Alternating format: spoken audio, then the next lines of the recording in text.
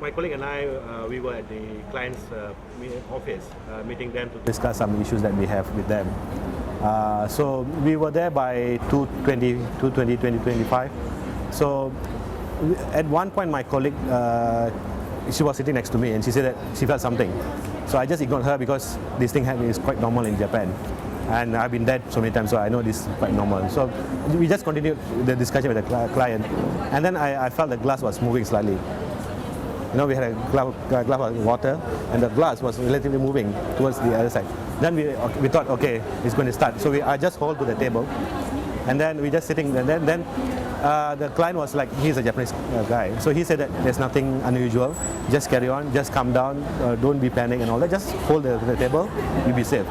So after 10 seconds, his face expression changed. So we knew it was something serious. So things moved, like the books were flying, and the TV, there was a big TV, and the TV was like relatively moving towards my colleague and all that. So we knew it was bad. At one point, I was sitting here, the table was just like this. I was sitting here. At one point, I realized the wall moved towards the other end, about 30 degrees. And then came back twice. And then settled down for a while, about 5 seconds, settled down. We thought, okay, that's the end. No, it's not. Happened again like this. So it took us about 2 minutes roughly for the thing to settle down. So we were there until 3 o'clock. Then the security officers came up and they said that please evacuate. You have to go down to the evacuation center. Took a cab to the hotel, and it was started raining. Even the journey also took about 3 hours. We were supposed to be like half an hour journey. It took us 3 hours because by the time all the highways were closed, all the train stations were closed.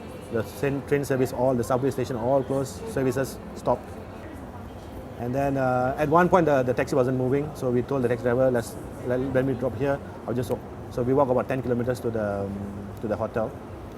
Had dinner. Even there also we didn't realize how bad it was. So went to the hotel room. I switched on the TV. Then only realized there was tsunami. There were like buildings collapsed. There were people dying. So I thought, okay, that's it. You know, it's a very serious condition. So I told my colleague, let's pack up, let's go. So we left the hotel about 11:30 at night.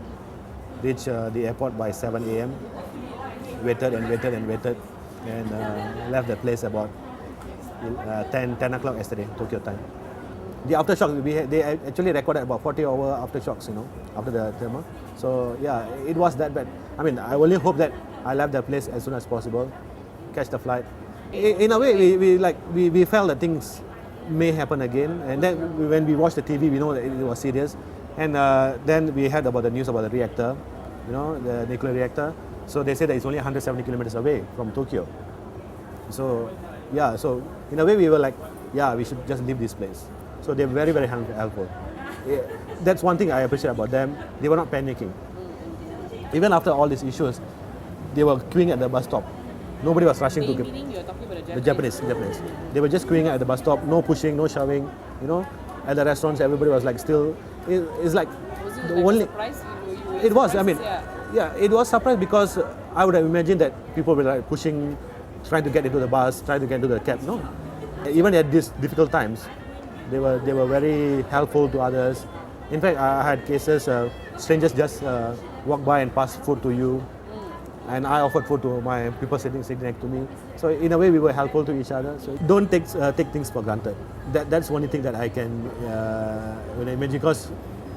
I think in a way, you know, if you're traveling to countries that are prone to natural disasters like Japan, you should prepare yourself. Don't get panicked. Think before you do something. I mean, if people get panicked, they will probably be running everywhere, and then you are creating a situation there. So the only thing is that don't take things for granted. Plan your trip, and don't panic if anything happens. That's about nothing. Just glad to be home. I'm just glad to be home.